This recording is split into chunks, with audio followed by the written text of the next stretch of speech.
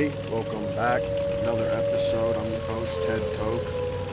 And we're back at it again with World of Tanks, console edition. Got the classic Leopard 285 ready for some action.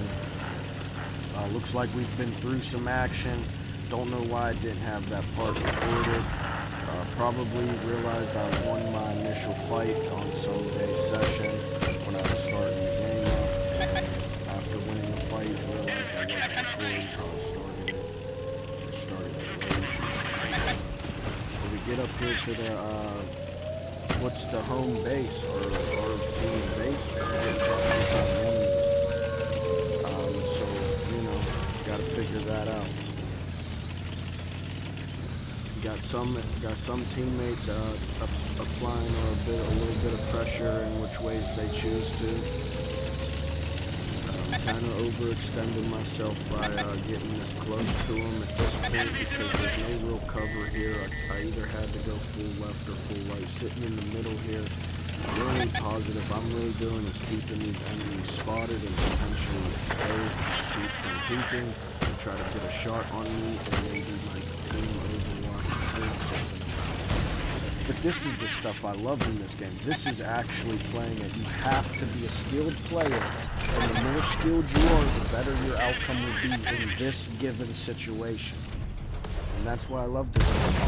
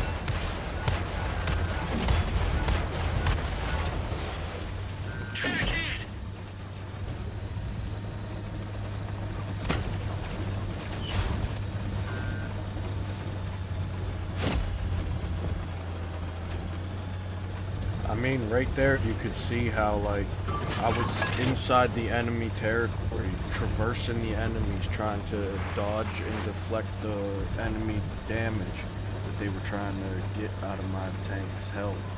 But, they're all just sitting in the one line, you know, just chilling. So they're not really going to have any shots except for the ones that expose past that 7 line, or 6 line, or 8 line. Depending on the position you're in over there in that C line.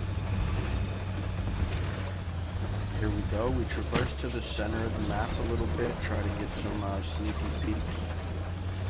Got a heavy raid in the actual center of the city, so we can use the building as cover, get out of there, maybe cross this bridge here, and then make a play on it, but we have no genuine support, so going in there is actually a lot more riskier than just the live calls my team could do against that. Given the environment, it's hard to terrain or traverse into the terrain as like urbanized as that. All the buildings, even though some of them are smashed through, it creates a level of battlefield that you need more than the by default that one tank can have competing with another tank. Still just trying to buy time for my team, keep the enemies lit up here. As you can see, we're dodging and deflecting as much as we do or can. Why am I always recording on my alarm? Because I'm always working over there.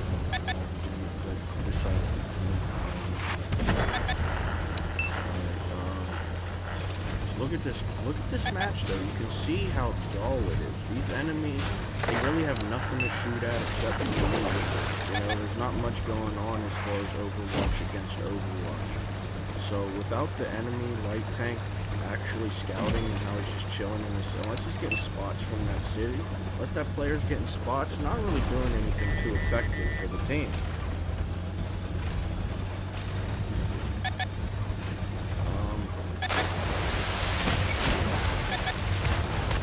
Making a play on this tank that was almost pretty low health, so we were able to finish it off, even with going against the frontal armor of it. Looks like our teams decided to keep staying where they're staying. Maybe they're getting points inevitably, for them to feel like they're actually playing the game. I wouldn't think that's what's actually happening, but then again, I know enough about the game to know that your tank is actually capable, even if the lowest skilled commander is in it, and you still utilize 75% of that tank's capability, whether by defaults or not, you're still gonna achieve a good 2,000 to 3,000 damage a minute in that era. And that's a lot of damage per minute played if you're a 5 to 7 minute survive time on average player. You know, that's 10 to 12,000 damage by the end of it. Easily, you know? But that's not really what they get, because they're not actually getting that amount of effectiveness. You know, they'll claim they're more effectively, and that's why they're playing Overwatch. But that's not really the case. That's just their justification to get it to try to endorse them being able to do what they want to do. Alright, but we got the next match for this episode. We got an Armadillo classic tank. It definitely has been hindered over the course of its release, since its release, but it's still a pretty good tank. It's no longer capable of being an independent playing tank anymore, especially once you get to like the 1v4s. You can only rotate so much before they have those by default straight shots that you're trying to get, unless you're going to play the long range. It's just the only time that is an acceptable position to play, besides the fact that, you know, if you might be hurt or injured, you know, maybe you're not at 100% and you want to be support more than the primary assertiveness of the team. However, Overwatch is still pretty lackluster, so even if I'm at a point where I'm handicapped, I'm probably going to play Overwatch.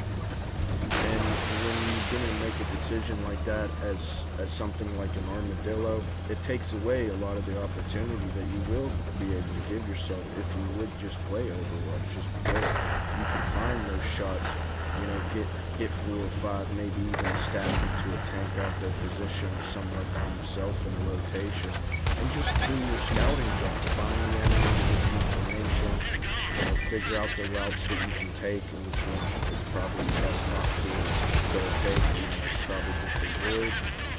But regardless, you know, it's still got to come down to who's going to put in the effort and who's going to, you know, get by defaults or not, maybe. As you can see, you know, it was pretty simple. I just drive in there, try not to get shot, shoot at the enemies, try to land something, and make it out alive to do it again.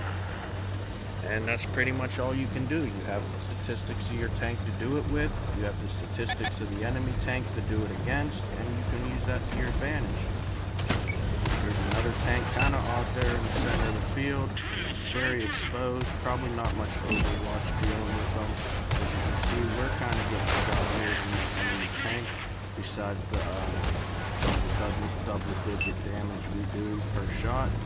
somebody hit him there while we reloaded, which is convenient for us because we have less health. We may even be able to finish it off with our next stack of ammunition. If the enemies land another supportive shot into it, most likely would be required.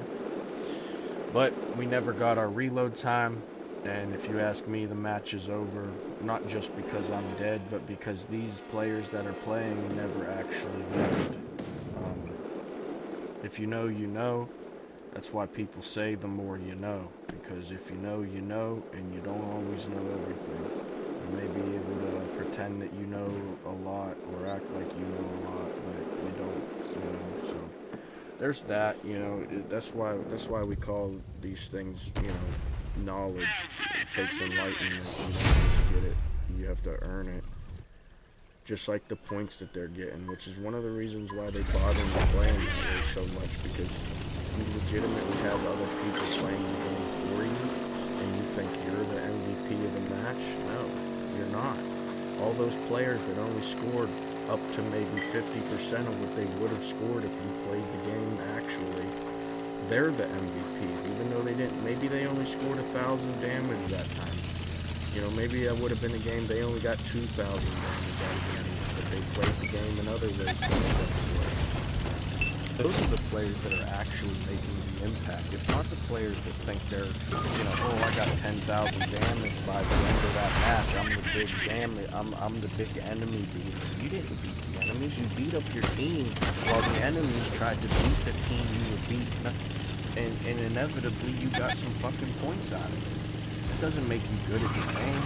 It actually is probably making you worse at the game throughout the course, even if you're gradually getting better skills, because you're going to handicap yourself.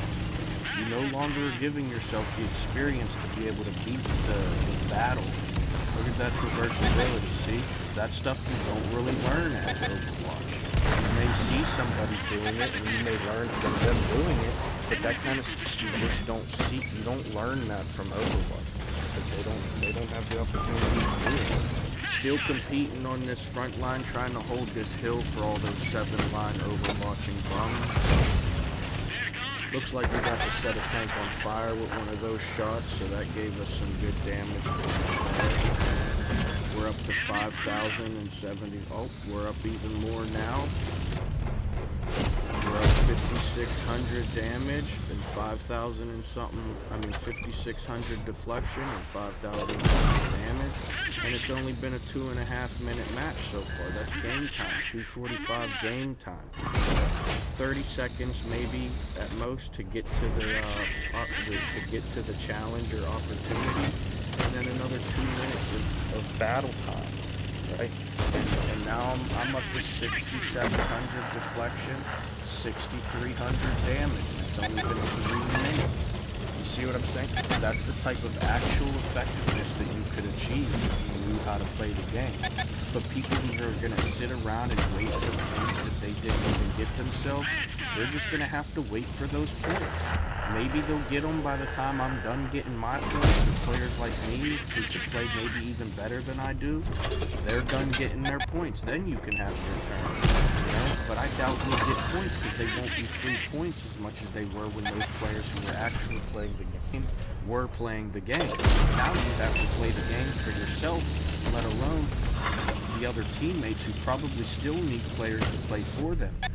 But, you guys ain't going to have that because you didn't want to play with the players that were playing for you. But that's that match. That's all the matches we got in this episode. I hope you enjoyed it. I enjoy playing the game. I'm enjoying making these videos for you, so I hope you enjoy them. If you want, watch the World of Tanks playlist. We got some other content as well. Enjoy, everybody.